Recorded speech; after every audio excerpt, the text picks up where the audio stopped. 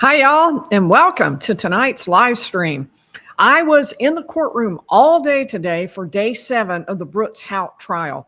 It is the first day of the defense case, and we had a lot of unexpected turns. Brooks Houck is accused of murdering his girlfriend, Crystal Rogers. She disappeared 10 years ago tomorrow on July 3rd, 2015. For the past 6 days, the state has put on evidence against Brooks Houck and against his co-defendant, Joseph Joey Lawson. Today, it was the defense's turn, and we expect they will wrap up by tomorrow. But it was an amazing day. First of all, Ranger the dog came under fire. The defense brought in a PhD to attack poor Ranger. We heard from a third coon hunter, and he did not agree with what the first 2 coon hunters said, which could throw a wrench into the Commonwealth's case. And then Brooks Houck's sister took the stand. She insisted she was out of town on the day that Crystal disappeared. And she went into the topics of tinted windows and, of all things, little pink pigs. Now, that might sound random, but if you followed this case, you know why that hit hard. We'll put it that way. There was also some of the most confusing cell phone testimony of the entire trial, and it wasn't even about anyone who's on trial in this trial. So what was that all about? And did it help the defense or just muddy things up? Let's break down what happened today, and I want to ask the question, is the defense making points?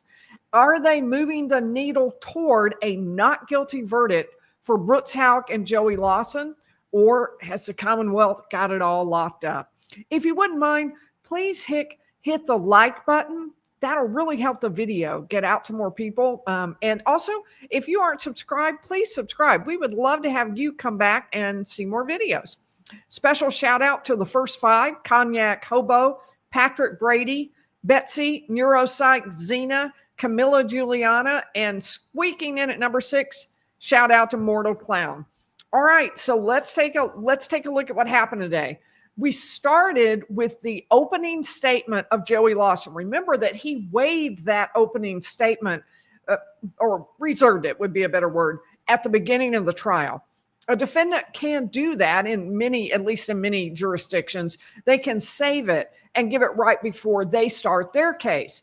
In this case, that worked out great because Brooks Houck gave his opening statement and covered what Joey Lawson would have said, and now it gave the defense a second bite at the apple right before they started their case. Then we had 4 witnesses after that. So the defense said in the opening statement of Joey Lawson, they said that what we had seen was examples of what the government is willing to do to get what it wants, which is to prosecute Brooks Houck. They don't even pretend that Joey Lawson is a primary target.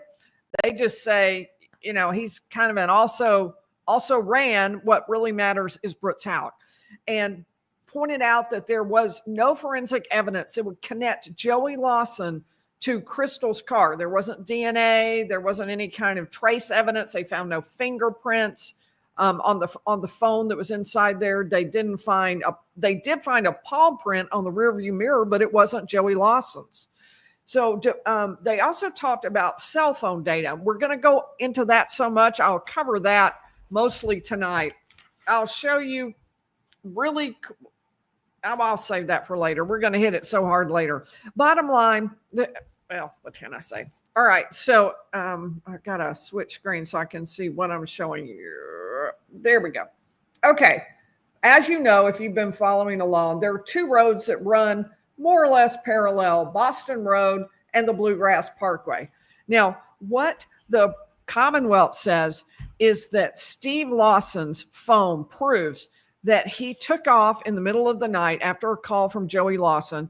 He went down the Bluegrass Parkway to exactly where Crystal Rogers' car was found 2 days later, although many witnesses have said it was there for a couple of days. So on July 3rd, he heads down to the Bluegrass Parkway. Commonwealth says this is to pick up his son. Now, they have some pretty good evidence, which is that's what Steve Lawson said he was doing. But Steve Lawson has not testified in this trial. So but he did testify at his own trial, but he has not testified in this trial, and Joey hasn't testified. So they say this whole concept of the idea that he went down the Bluegrass Parkway, which they believe, the Commonwealth believes, it can prove by cell phone evidence showing that it went down. They say that's really false, because what the cell phone evidence shows is, and you can see those vectors with the shaded area in the middle, the area that the ping came from was above, outside those areas that are shaded in like that. So what the defense is saying is all of the pings to the cell towers next to the Bluegrass Parkway came from north. That means they came from Boston Road, and we can give you an explanation of why he would have been on Bluegrass Parkway. You've heard the story about Heather Snellen, his ex-girlfriend, who had bought a car with Steve together with the same loan from Capital One. And after the breakup, she took the car, continued to make the payments. Well, apparently that wasn't completely agreed to. Steve had it and had taken it away from her. So the night of July 3rd, she sees this very car in the parking lot of a bar. So she has her key with her. Her key fob works on the car. She takes it and drives it to somewhere on Boston Road. That's the top road you saw. And so what the Lawsons say, or in this case, what Brooks Houck and Joey Lawson say, is that trek wasn't along the Bluegrass Parkway. Steve Lawson was going along Boston Road trying to find the vehicle that had been taken out of the bar parking lot. That's what he was doing. He wasn't going to Crystal's car. So I want to point out that leaves a couple of unanswered questions, which no one has talked about yet in the trial. How would he know that Snellen had taken the car to 7645 Boston Road, which is what we were told? That was the address of Snellen's then either boyfriend or husband's grandfather. And they took the vehicle there to hide it because they figured there's no way he would know it would be there. There was no way Steve Lawson would be able to find it there. So, and they cleaned it out the next day. You may remember there was some pretty important evidence inside there, but that including a bat and wet clothes. It had rained all that day, Friday. But how would he know that she took it to Boston Road, that upper road? What would make him look for the vehicle on that road? And if he, let's say he had a tracker device on it, maybe that's how he found it. Why wouldn't he have just taken it back that night? Why did he wait another 24 to 48 hours? She couldn't remember exactly when to take it back again. Those questions just bothered me about that. So he talked about the fact that even, this is Joey Lawson's lawyer again, even the witness who was brought in by the Commonwealth to talk about cell phone data had to admit, well, it was somewhat possible that somebody could have been on the Bluegrass Parkway and still be pinging north of from the north direction. But it did seem kind of unlikely, in other words, is what the defense is arguing. So we start with defense witness one, Heath Farling. He is a PhD, independent canine consultant with 35 years of experience from Peru, Indiana. He evaluates cadaver teams and, get this, horses trained to do human remains detection. Did you even know? I mean, horses? I had no idea. I guess they can detect human remains in some circumstances. So one of the things he had done in the past is he was actually mobilized and took some animals to the 9/11 site on 9/12, looking for remains, even more hoping to find live victims inside the rubble of the towers. But so he was actually present there working that. He was qualified as an expert in the case, as Ranger's handler had been. But he went into detail about how FEMA, after the 9/11 experience, what they found was that there was a lot of trouble with the dogs who had been cross-trained, like Ranger was, trained for both live detection and human remains detection. In this case, what he said they found was that the dogs would alert on human remains before they would alert on live people. And that was not what they wanted in terms of the search, because obviously they wanted to find people alive and get them out. So both FEMA and CARTA do not recommend cross training. Well, that's exactly what it was with the dog Ranger. Ranger, as you may remember, we learned yesterday, alerted on that white vehicle, that all-important white vehicle. The white vehicle was a Buick that belonged to Anna Whiteside. She was Brooks Houck's grandmother, and the Commonwealth believes that Crystal Rogers' body was put into the trunk of this vehicle, and something was done with it.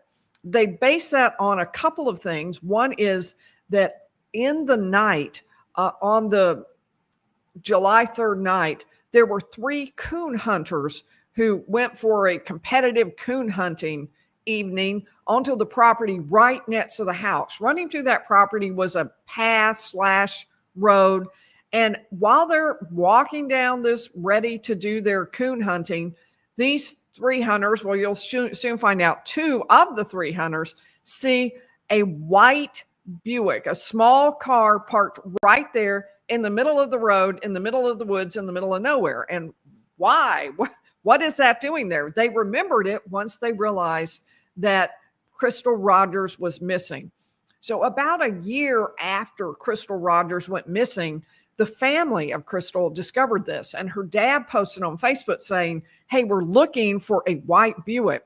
Well, as it turns out, the Houck's grandmother had a white Buick, and she sold that within 4 days of that post.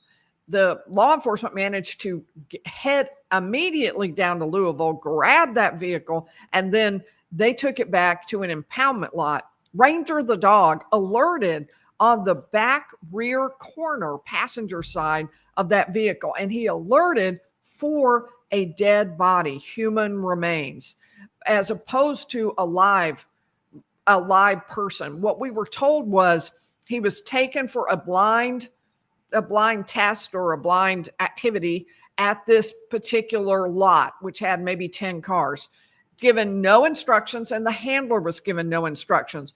His first task, clear it for live people. So find out, is there anyone live in the parking lot? And he came back and did not alert, meaning, nope, he didn't see anyone live in there.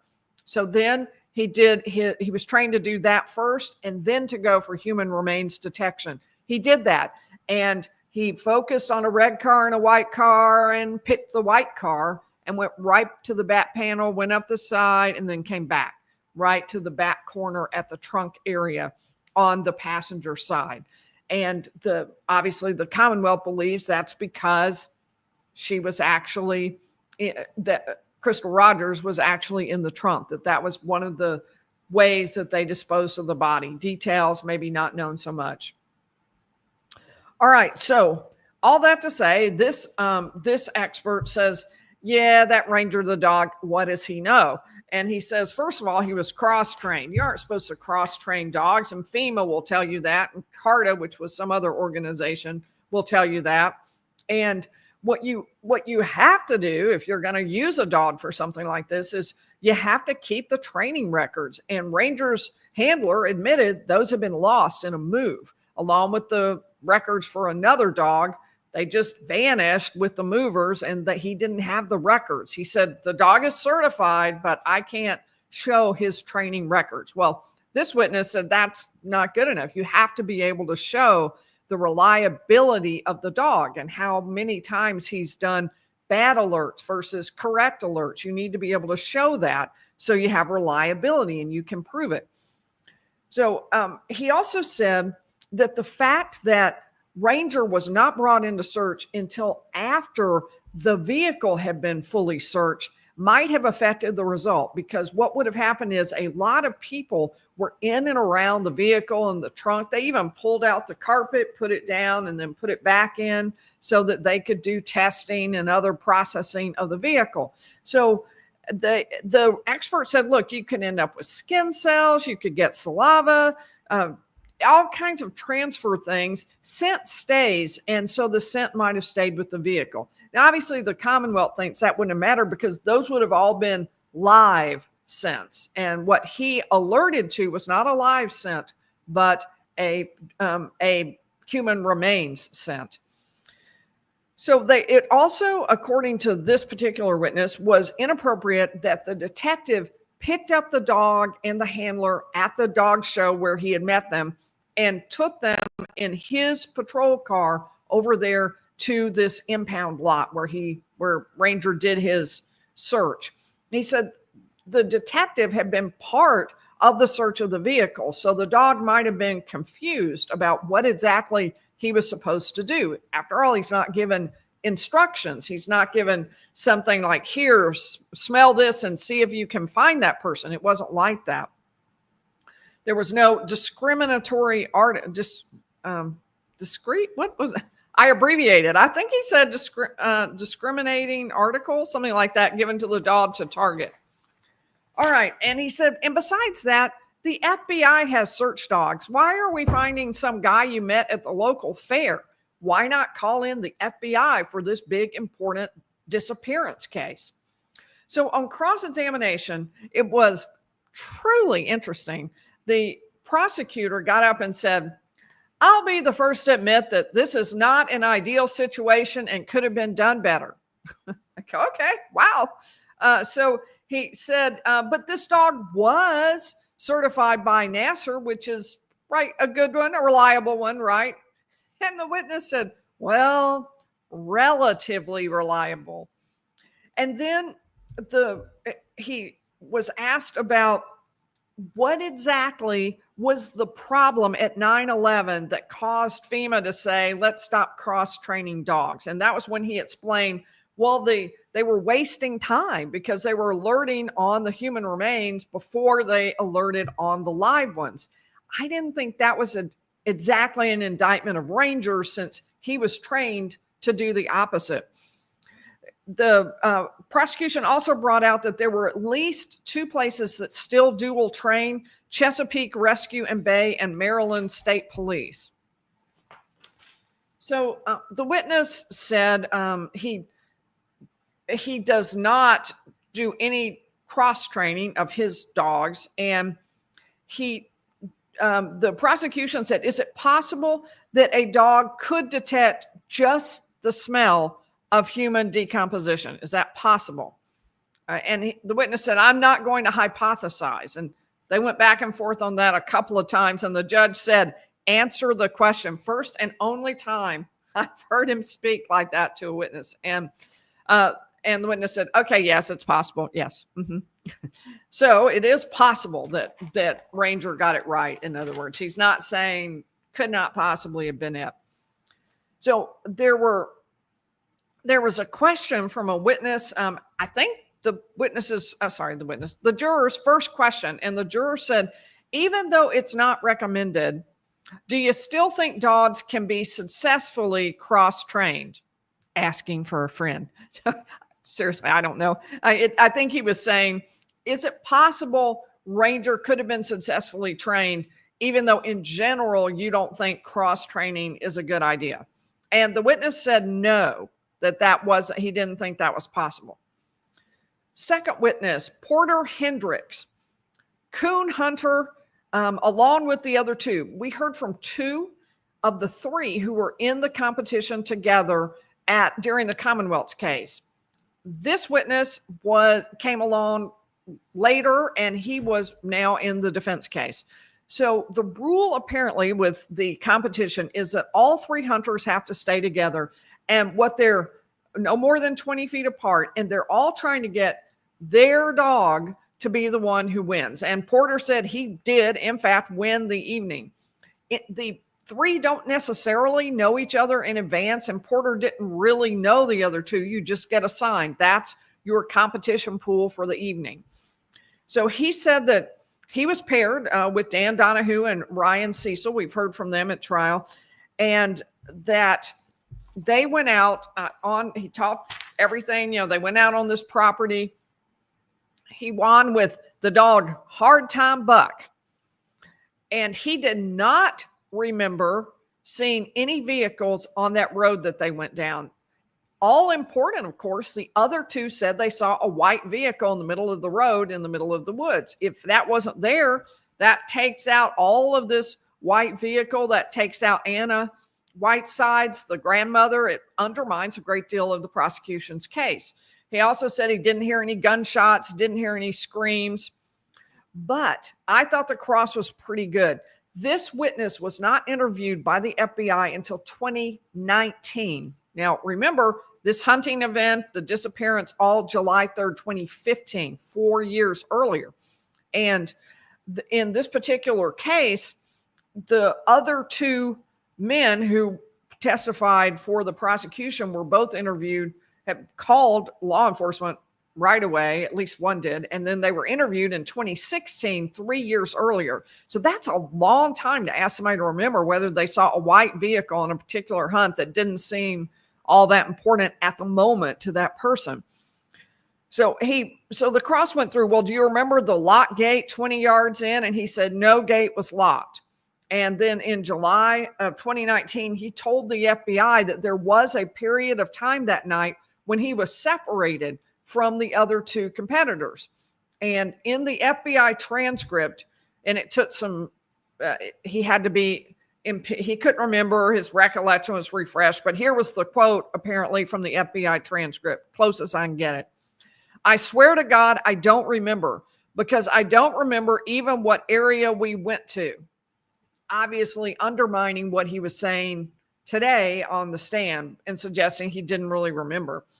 He said, that's the only place we went, whereas both of the other two coon hunters said they went to two different hunts. You did one hunt and then you did another hunt, a total of 2 hours. So, and we had a juror question again. What time did you get to the farm? And he said, I don't know.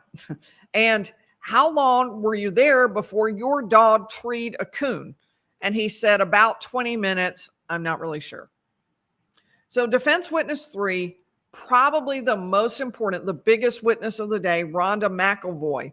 It ended up not being as eventful as you might think, but it was so important for the defense because it was their way of making Brooks into humanizing him, of making him seem more like a relatable person to the jury. That's what they were hoping to accomplish, I think, with putting Rhonda on the stand. But it was a huge risk because she is one of the people who tape recorded the grand jury proceedings. And the jury has heard about that. The jury heard about that in opening statements, and they've heard about it several times during the course of the trial. And they were told in opening this was illegal, that you aren't supposed to tape a grand jury proceeding, but the statute of limitations has run, being only 1 year. So she can't be charged, but it is something that you're not supposed to do. So who is she? She's the sister of Brooks Houck. She said she didn't know Joey Lawson, but obviously she knew Brooks. She talked about her whole family, about her dad and what he did growing up when they moved to Kentucky. She talked about her mother, Rosemary, who has been named as a conspirator by the prosecution in this case.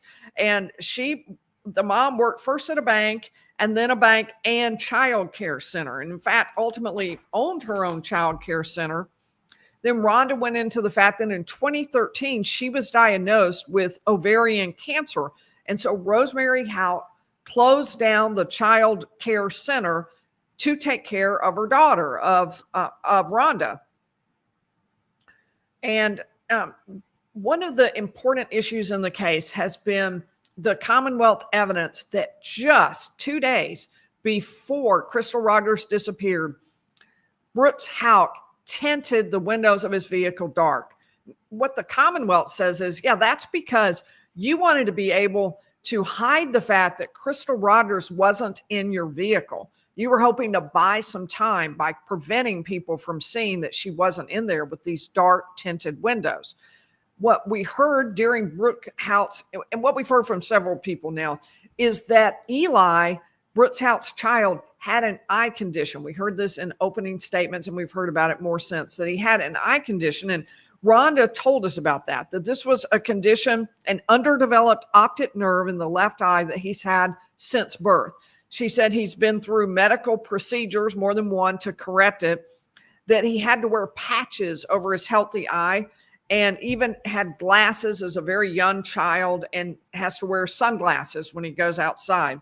He rides on a razor at the farm, and Rhonda's husband made a special little plexiglass shield to protect his eye so that he's protected at all times. She said, I've had him at the doctor 4 to 5 times in the last 21 months due to concerns with his eyes, which included pain and drainage and all kinds of other things that would go wrong with the eye. So why does that matter? Because Brooks Houck's, what we have heard from the defense is Brooks Houck tinted those windows because he was trying to protect his child, Eli. Eli is very sensitive to sunlight, so he wanted the darkened windows so it wouldn't hurt Eli's eyes. We saw a photo of Eli wearing his adorable, he was so cute, wearing his glasses. He was maybe 3 years old, and he was with Brooks. And then they introduced a medical record. One of the things I really, really wanted to know about that medical record was what the date was, but we didn't get to see it, so I don't know the answer to that. She said that Rosemary, Houck, and Crystal, we've heard that Rosemary really didn't like Crystal. Rosemary, in fact, following Crystal's disappearance, went out and dug up all of Crystal's flowers that she had planted at the house. Just really didn't like her. Didn't like her hair, which apparently was sometimes pink. Didn't like the fact that she had 4 kids. Just didn't like her. So according to Rhonda, they weren't all that close or anything, but she never saw any blow up between Rosemary Houck and Crystal Rogers. She said she suggested the family was in fact pretty close, that they regularly, her family did things with Crystal Rogers and Brooks Houck on Sundays. She and Crystal would get together and come up with things for them to do. The whole family would do it all together. She never mentioned Nick, though, which I thought was interesting.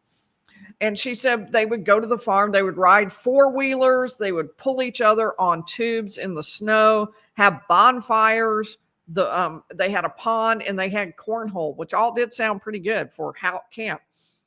So Brooks, we saw a couple of pictures. One was Brooks driving a 4-wheeler with Crystal in the tube being pulled in the snow. And another was Brooks driving a 4-wheeler, and Crystal was holding Eli. And then Brooks' truck was in the background. So those were 2 shown to the jury. And then we heard about the little pink kids, little pink pigs.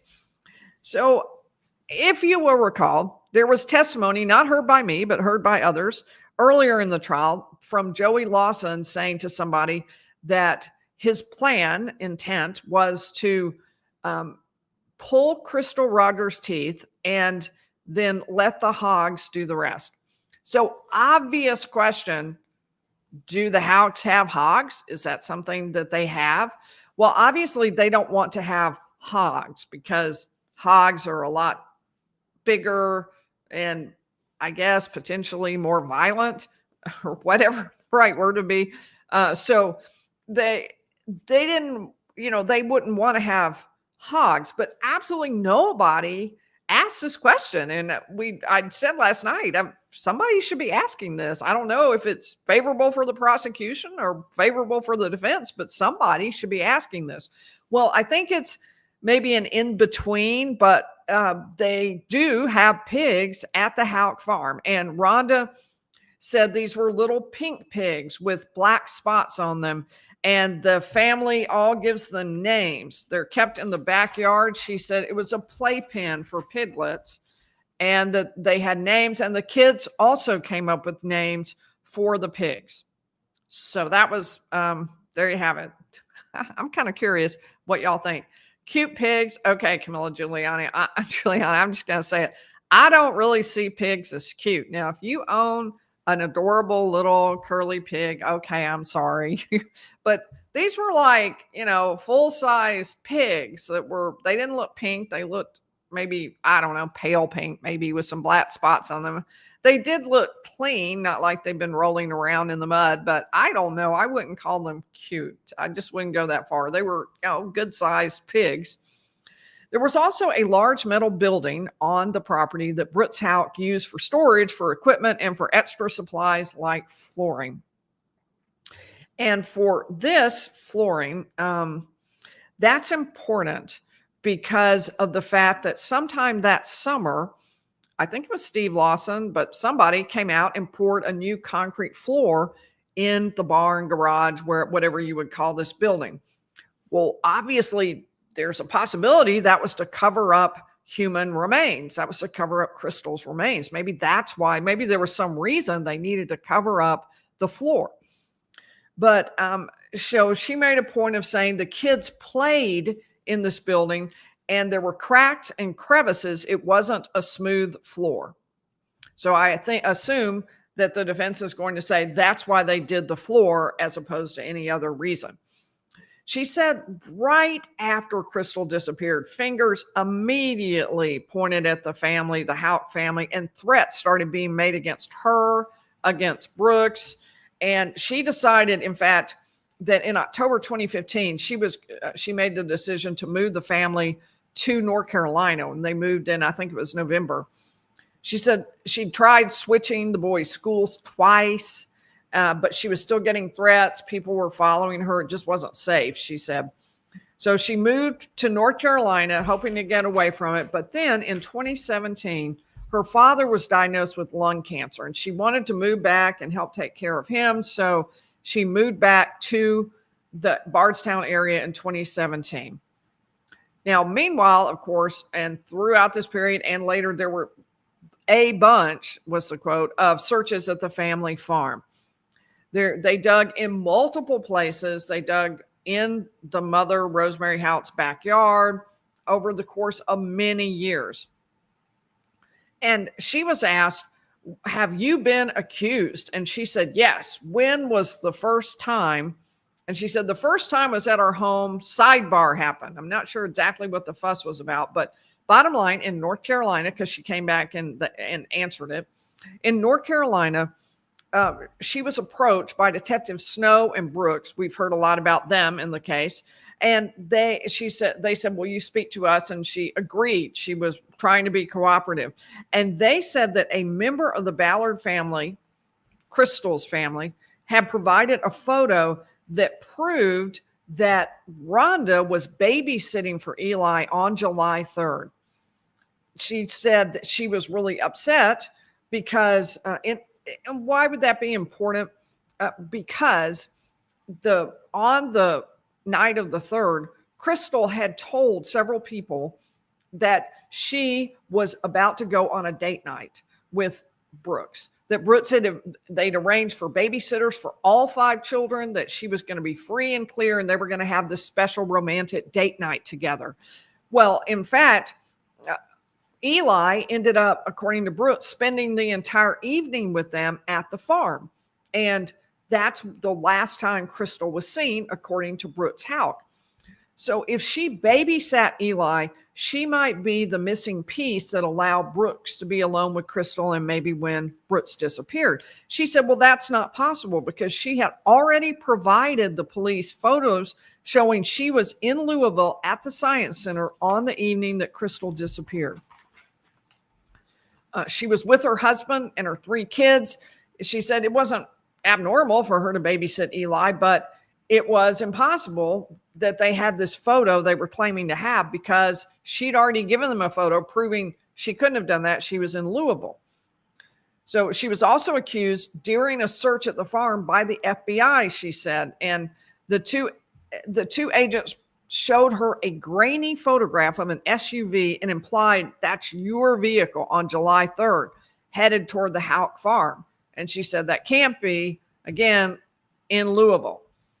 So the defense put on a couple of pictures, neither one of which showed that Rhonda was in the picture.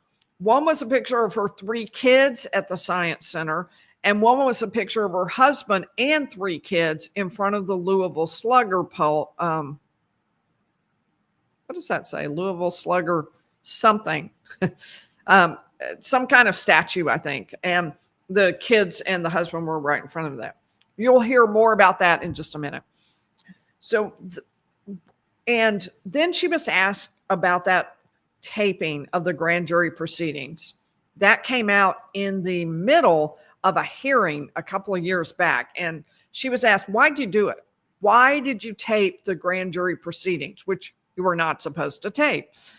And she said, well, I was paranoid. I mean, the whole family was, because we were getting threats. We were getting accusations. We were very paranoid. So we were just trying to make sure we weren't misrepresented.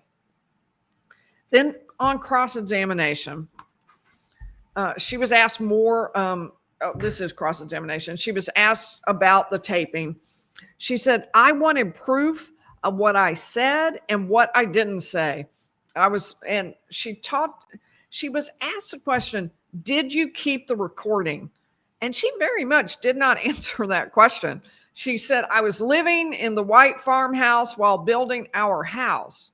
And then there was some discussion about whether she'd answered it, but I don't think she ever answered it. Like, was that her jeans pocket that they were found in? Or was she the one who put it in the bingo stamp in the book of, or the bag of bingo stamps? I don't know.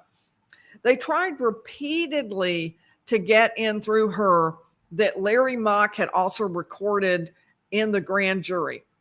And it's interesting because during the Commonwealth's case, they actually got up there and they called Larry Mock. And the prosecution said, and next witness, Larry Mock. And it reminded me of The Sound of Music. And now the Von Trapp family singers. And they don't show, right? And now Larry Mock. No Larry Mock. And so they wait a minute, and finally he goes out and looks around, and he's like, comes in, he's like, they talk to the judge. He calls some other witness. And I thought, well, maybe he's late. Maybe Larry Mock is late, but they never called Larry Mock. I mean, he never came. I don't know what happened. I don't know if he decided I'm not going to testify or what went on in that sequence. But the bottom line was he was called, didn't show, and we never heard from him again. So they were trying to get in through her that he recorded at the grand jury, but the defense and the judge wouldn't allow it. So the prosecution really wanted an answer to the question of, they wanted to get Nick Houck connected to the grand jury recording, and they really had a hard time. So they tried to get in some statements that were made, but none of them really all that clearly implicated Nick in the recording. He was talked about, but it was never really clear Nick was there, that he was actually present. So they did try to get her to say that she kept telling Brooks, I don't want to take this into the grand jury room. I don't want to do that. And they said, were you concerned you could get in trouble? But it never really came out all that clearly that she had said that. So the jury may be able to hear that on the tape, but it wasn't totally clear. She said, I don't recall that conversation. She doesn't recall her brother saying, no, we need to take it in there because Nick wants it. Nick wants your testimony.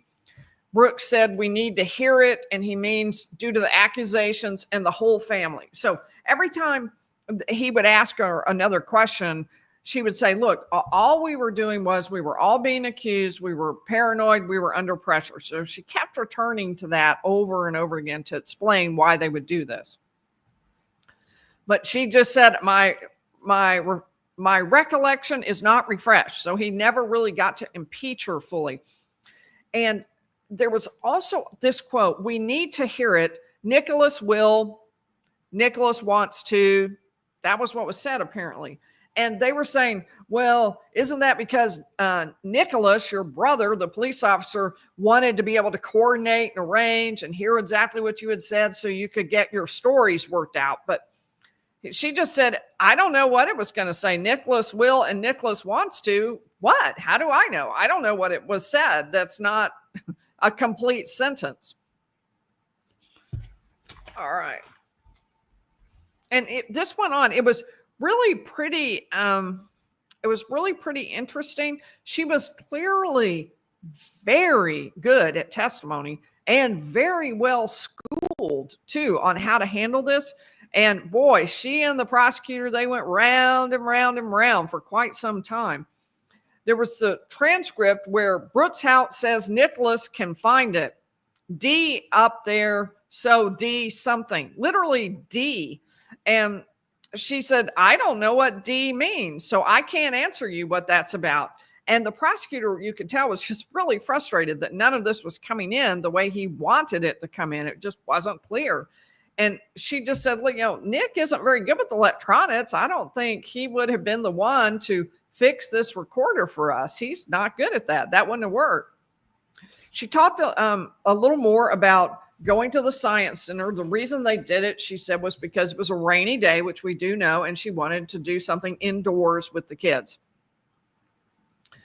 So she talked a little bit more about the eye condition, saying, do you know why Brooks waited until June of 2015 to get windows in the truck tinted if the condition had been there since birth? And she said, well, I don't know. I assumed that was just something that was, it was told to him it would be in Eli's best interest. So he went and did it at that point. So then there were some juror questions, and this one was so good. I mean, this would win my question of the day award. This was really good. A juror said, are your windows tinted? Isn't that good? Because if they're not, then, what the juror is trying to figure out is this just a bunch of BS about this eye thing? And, they just came up with this after the fact, and maybe it kind of fits, but not really. But she said, yes, she said they bought tinted windows in the first place in their vehicle. And then they got an extra tint on a strip on the front for more protection for Eli. So that was an answer that supported it. But I thought it was such an insightful question. They wanted to know, another juror wanted to know, was the grand jury testimony the only time you used a recorder during the investigation? Another fantastic question. And she said, I used a cell phone to record as well. And is that before or after the grand jury? She said, I don't recall. So we haven't, as far as I know, the prosecution doesn't have those recordings, as far as I'm aware. She said she did not, more questions from the jury. Did you spend the night in Louisville? No. She said, we went out to eat and then we came home. She said, and the juror's question, if not, about what time did you get back? And she never gave a time, but here's what she did. She said, okay, went to the science center, left by 5, photos at the little slugger, still can't read it. Bat, maybe? And those are marked as a few minutes after 7 p.m. So I know I was doing those then. And went from Louisville to her home, that's roughly an hour. So she said probably a little more since we were in downtown Louisville. So what's the bottom line is she probably got home at 8:15 or 8:30. Of course, remember, Crystal Rogers' phone doesn't go off for another hour after that. She doesn't stop. It doesn't go dead until like 9:23. And then it comes back on, powers on, and then off immediately by manual off at something like 11:30 at night. So there's still time in there. Frankly, she's probably back 8:15, 8:30 back in Bardstown. So it didn't really place her outside the area. It didn't sound as if there was any kind of strong link suggesting she was at the farm, but I didn't think her alibi really fit the time of Crystal's actual disappearance, what it likely was. Final witness of the day was Adrian Lauf, who teaches, I think I got that right. Yes. He is an electrical engineering PhD who teaches at the University of Louisville in computer networking. And I'm going to spare you the very long, very convoluted testimony, and we're going to get to the bottom line of what he said. We went round and round. We had graphs and drawings. And at one point I wrote down, let me see what, I'll flip to it. I think I wrote down, I am utterly confused. I hope they do a summary. And they did. So I'm going to give you the summary with a few little pieces. As I went back through, I could put together some of this. So a couple of facts that you'll need to know to kind of understand this. One is that a cell tower has 3 faces on it, and those are directional. So it's a triangle, and the direction could be from here or here or here on your triangle. So the direction comes in toward one of those 3 sides of a cell tower. And that direction can help you pinpoint where somebody is located. So it's important for cell location. Another fact you need to know is that AT&T has something called NELOS, Network Location Service. And that according to this witness anyway, that's useful location data when you are in an urban area and the system can see multiple towers. But it's not all that useful in a rural area where there's only one tower. Its use is in figuring out where you are within a system. Okay, so that's his. So now we can skip to, and one other thing I want to remind you of is that, remember that Steve Lawson was either on the Bluegrass Parkway, according to his cell phone, or on the road running north and parallel of that, the road where the car that had been taken from him that night was actually located. And in the course of the night, Steve Lawson called Capital One. That was the place where they had the financing. So not only do we have a testimony from his ex-girlfriend saying, I took the car and I took it that night, we also have Steve calling Capital One, and there were some text messages between Steve and his wife saying, did that B take our car? All of that happened on July 3rd. So it was either a very busy night when inconveniently someone stole their car while they were trying to commit a murder. That's what the Commonwealth would say. Or the defense would say, yeah, all that was happening was their car got taken. And you've mistaken that and confused it for the 2 of them being involved in this Crystal Rogers disappearance. All right, so we're going to, you may remember that drawing I showed you. Oh, thank you, Lakeside Lawyer. What a nice comment. I'll stick that up. Thank you. All right, so that drawing I showed you early on. Uh-oh, I have lost my place. I'll let my finger fall. Okay. Oh, that's not good enough. Well, I guess it is. Okay, this one right here. See those colored in shaded spots in the V? The colored in shaded spot is the direction. So the ping that's coming into those towers is going down, okay? It's going south. Those are 2 of them just north of the Bluegrass Parkway. That's BGP there. And then all 3 of those are south of Boston Road. And they showed all the cell towers in the area to show, frankly, there aren't a lot of cell towers in that area. So it's not like you have a ton of choice. And they were closer to the ones along the Bluegrass Parkway. Anything along that upper Boston Road was closer to the towers along the Bluegrass Parkway than anything else. Okay, so moving back into what he said and keeping it brief. I really am just going to do the highlights because, oh my, it was grim. I am just telling you. Give me a second. All right. Okay. So they're saying that the fact that all of these towers ping from the north shows it's not possible that Steve Lawson could have been on the Bluegrass Parkway. So the Commonwealth theory that he got this call from Joey Lawson, hey, I'm having trouble with Crystal's vehicle. I've got a flat tire. I've had to pull off on the side of the road. Come get me. And he did. The defense says that's not possible. That's not possible because, in fact, he was up on this road above it. The north-facing cell tower shows you that. The essentially what they're going to argue is that there's not just one, but two ways that you can tell that Steve Lawson was really on Boston Road, that he never was on the Bluegrass Parkway. And those come from two ways. One is call detail records that show where he is. And then also there's this NELOS data from AT&T. They say that also shows that he was on Boston Road. And when you put the two of those, like one shows Boston Road, the other shows Boston Road, put those two together and it's pretty clear he never was on the Bluegrass Parkway. The Commonwealth has just misunderstood it all along.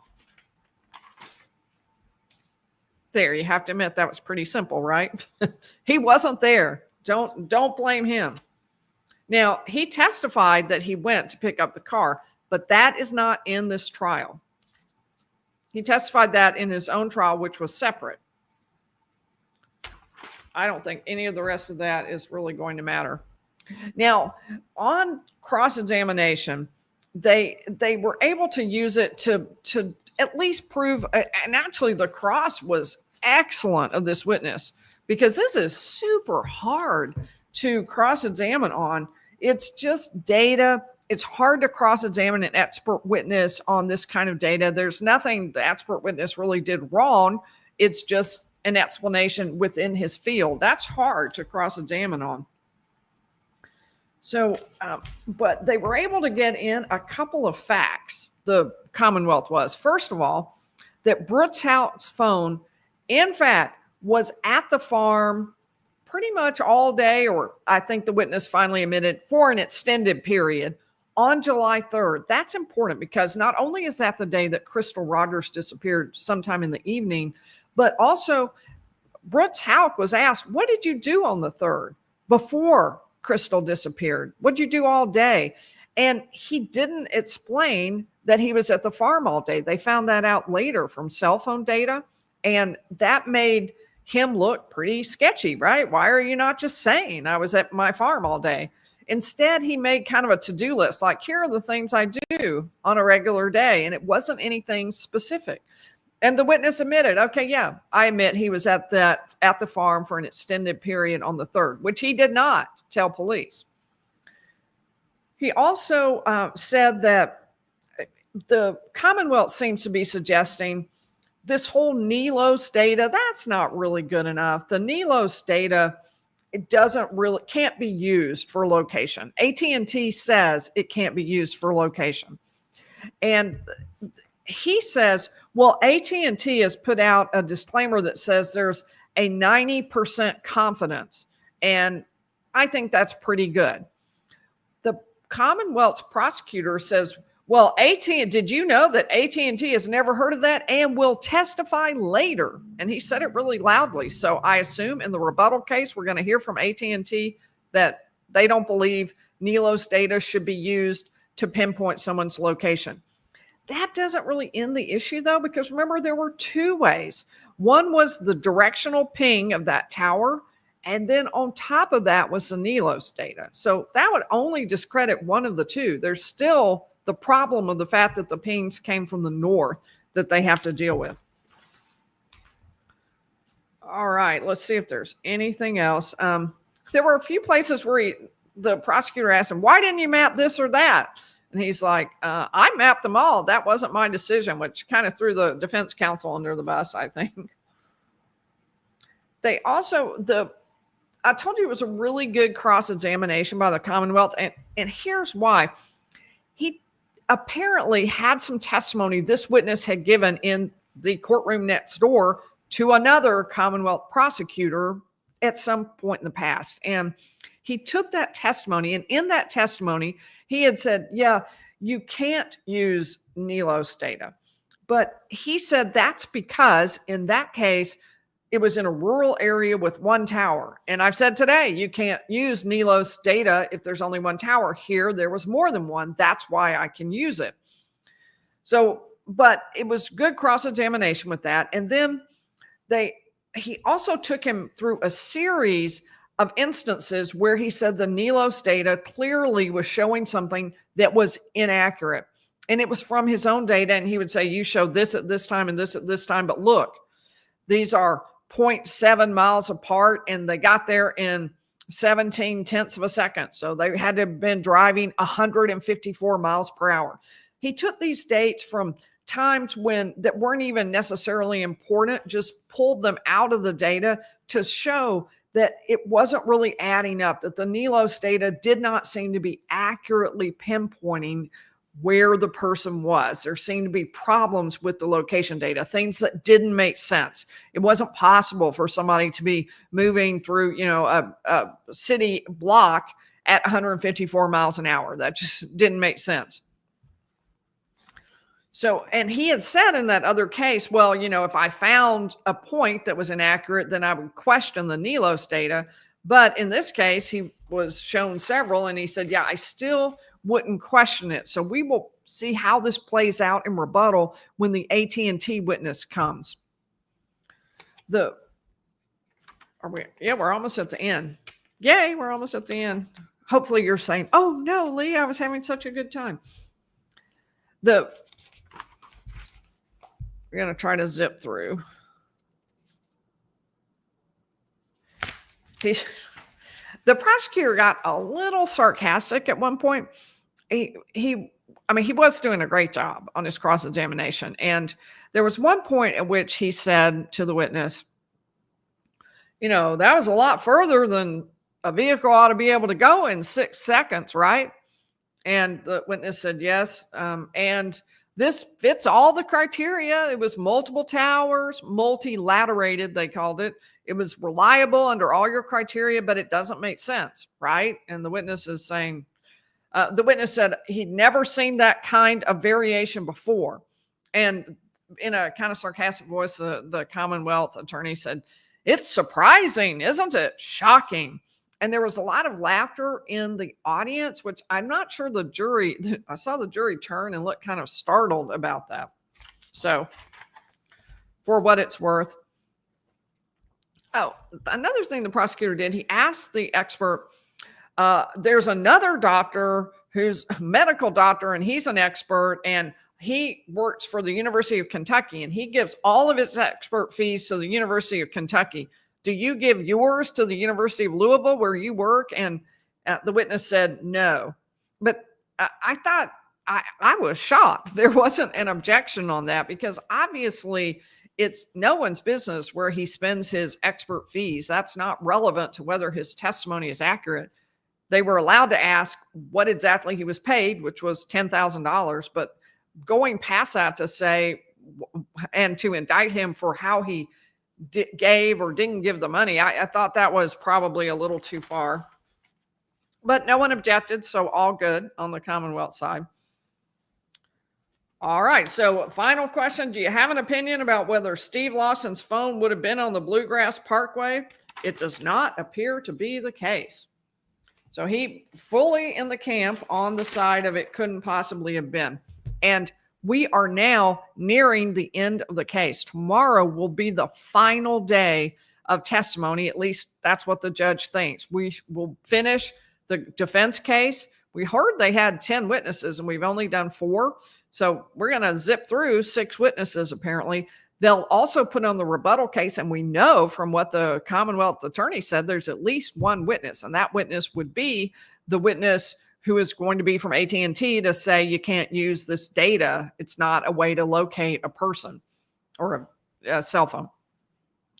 So we're going to hear both of those. And the judge told the jury he thought we'd end by 4. So all of that should go pretty quickly. Apparently, there's not a lot left in the case. On Monday, he's going to give jury instructions. We will have closing arguments, and deliberations by the jury will begin. So, all right, let me see. Thank you, Mortal Clown. I appreciate the super sticker very much. And who else? I need to do a shout out to Allie and to Royce. Special shout out to both of y'all. And Shards of Words has been a member for 6 months. Hit that like button. Yes, thank you, Shards of Words. Please do. It's completely free and it really does help the video. I would greatly appreciate that. And Mama Pink saying, get in your bets for how many note pages today. So go ahead, put in your bets. What do you think the number is? And I will let you know. I don't think I told yesterday. I'll go ahead and tell you yesterday, because I don't think I did that. And it was a biggie. I probably shouldn't tell you now. That'll give people a clue, right? It was 45 pages yesterday. So put in your guesses about today. I think we ended a little early today, like 2:45 or something like that. So put in your bets. And also, if you have questions, I'll do a few questions. We're already at an hour, so we won't go too long on questions. But I see one from Michelle Ranson. I don't understand how Steve Lawson could have been guilty of assisting Brooks with the crime when Brooks hadn't been convicted. He is at this point still innocent. You do not, all of the people don't have to be convicted at the exact same time. A good example would be, what if one of the conspirators dies? Well, then that conspirator will never be found guilty because they'll never be tried. But that doesn't mean the other person didn't conspire with them. Conspiring simply would mean that they would meet all the criteria. They reached an agreement with that person to commit that crime, and then they committed an act in furtherance of that crime. One of them did. So they don't have to all be convicted at the exact same time. So it is kind of a little weird in terms of the way it works out, but that is the case. The Mixie Pixie asking me the question I've been asking myself: will you be staying for deliberations, verdict, or going home? I am leaning toward going home because that's a lot of extra days, a lot of extra hotel. Currently, I am definitely losing money on a daily basis, so I'm trying to figure out, a way to do that. And what will be left is, I really, really want to see closing arguments. I sure would like to see that. But that's what I'm leaning toward, is to going on home. So feel free to make comments. Let me know what you think about that. I know people would like the coverage. Obviously, when we find out the verdict, no matter where I am, we'll go live and we'll talk about it and we'll cover that, obviously. And now that I've heard all the evidence, or will have heard by tomorrow night, we'll be able to talk intelligently about what the factors for the jury probably were. But boy, I sure would like to be here. So, I mean, that's the fun part, right? When you finally get to the end and you get the answer. So I hate to miss that. We'll see. All right. I'm looking for question marks at the beginning of the question because that's my best shot. Some nobody is asking about whether there's been any evidence presented against Joey. And yes, there yesterday had a number of critical pieces. Now, we'd already had some pieces that got put in, but they were always put in with witnesses who were heavily discredited. Now, yesterday, evidence came in against Joey with witnesses who were not all that discredited, who spoke about, who just gave the testimony. So I think there are some pretty salacious comments made by Joey. And if Joey is convicted, it's going to be on the basis of some of the words that he said. All right. How would you rate the prosecution case so far? Rachel Black asked. I think it's been strong for a circumstantial evidence case. I do think that. I think it was undermined by what happened. This computer is about to die. So if I suddenly go away, here we go. I can plug it in. We can save this. Okay, there we go. So as far as... were we on prosecution case? So if the prosecution case gets undermined, I think it will be because of the Kentucky State Police undermining the testimony of some of the witnesses the Commonwealth brought, and then that in turn undermining the credibility of the Commonwealth. But I think that the prosecution case has been strong. I think it was very unfortunate about the pressure placed on some of the witnesses. I don't think it was necessary. I think there was plenty without that to at least get the case to the jury and to let the jury make a decision. Neat Noodle, would you consider the verdict as a toss-up or as the defense moved ahead? I'm going to hold off on answering that, Neat Noodle. I try to keep this as even-handed as I can right up until the end so that people feel comfortable coming no matter what their opinions, and they can just learn what happened today at the trial without me influencing that just by having an opinion. That's what I've tried so far. I have debated whether to go in all the way on one thing or the other. It's also kind of my bent. I like to hear everything and to know everything before I say what I believe. ID Ruth is asking, what's the penalty if Brooks is found guilty? Well, he could be sentenced to life in prison. And Brittany asking me, did you see Brooks crying in court today? That was one of the things, thank you for reminding me, that I mentioned on the lunch live. I personally didn't see it, but talked to others in the room who did. It was when they were showing pictures of Brooks with Eli. And I was told that, he began wiping his eyes and that his attorney patted him on the arm. So, all right, looking for question marks at the beginning. Oh, I'm glad you're having a good time. Thank you, Tara. Okay. Tinfoil Hat Society. Thank you, Tinfoil. I appreciate that very much. Very much. And for Mama Pink's question, today's page number 36. So there you go. Who won? Let me know. Thank you, Tinfoil Hat Society. I really do appreciate that. And Cool Tina is a new member. Glad to have you. We are delighted to have you on board, and you will get to use all of the emojis that one of our mods, Marlon, has made. Those are tons of fun. We also do some live streams. By the way, before I forget, I want to make sure I do a shout out to our mods, Marlon and Mama Pinks, who are faithfully with us and have been for a long time. B Crumbs has been a member for 12 months. That's awesome. Thank you. A whole year. That's fantastic. And to spread the love is gifting 10 Lawyer Lee memberships. Thank you. I really appreciate that. All right. A few more questions. I'm looking for question marks at the beginning because that is my only shot of finding you. Let's see. Here we go. Do you think the mom and son are next? Patrick Brady asked me, and I think it depends on what happens in this case. If they can't convict Brooks and Joey, absolutely not. I don't think there's any possibility that they would charge Rosemary and Nick. And that may be part of the reason they've held off. This is the test case. And it's the easiest case because he has the most direct contact with Crystal and the most direct motive. They have evidence for the others that they presented basically during the course of this trial. And it could easily be taken to a grand jury if they needed to do that because they lined up their marks in a row for Nick and for Rosemary.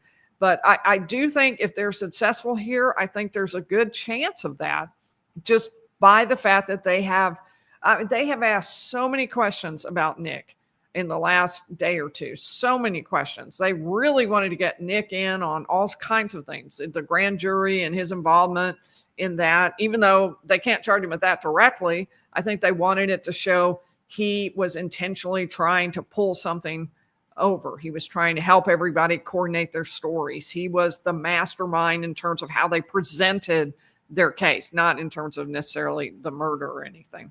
But I think they'd like to. I think they would really like to. All right. Well, tomorrow, last day of testimony. You don't want to miss it. We'll do a lunch live, and we will also go live very close to, maybe hopefully right at 7 Central Time. I will look forward to seeing you then.